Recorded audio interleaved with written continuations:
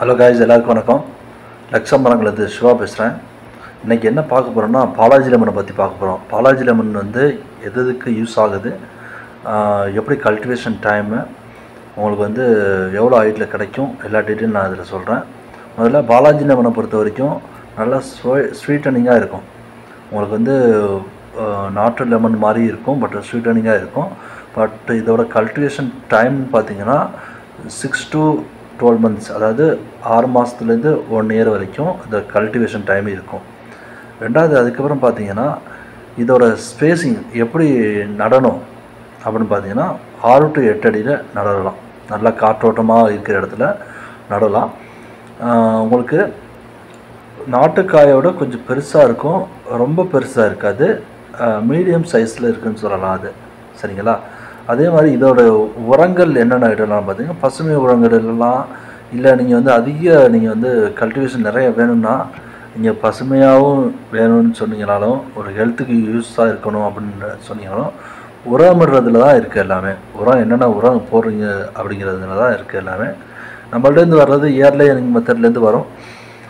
Plus வந்து உங்களுக்கு உரத்தை எப்படி போடுறது அப்படின்னா, நீங்கள் வந்து அடி உரமாகவும் போடலாம், வட்டைப்பாத்தி போட்டும் போடலாம், 2 மெத்தடில் போடலாம். நீங்கள் அடி உரம்னா நீங்கள் மரக்கன்று நடுறதுக்கு முன்னாடி நீங்கள் வந்து ஆட்டு எரு, மாட்டு எரு, பஞ்சகவ்ய, மீனமில்லாம் தெளிச்சிட்டு, அதுக்கப்புறம் வேப்ப புண்ணாக்கு, அதுக்கப்புறம் கொஞ்சம் அந்த கன்று எதுவும் அஃபெக்ட் ஆகாமல் இருக்கிறதுக்காக கொஞ்சம் எறும்பு மருந்து போடலாம்.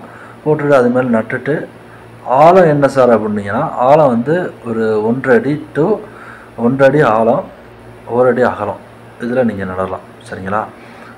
இப்போ ஸ்பேஸிங் சொல்லியாச்சு, இதுவும் சொல்லியாச்சு.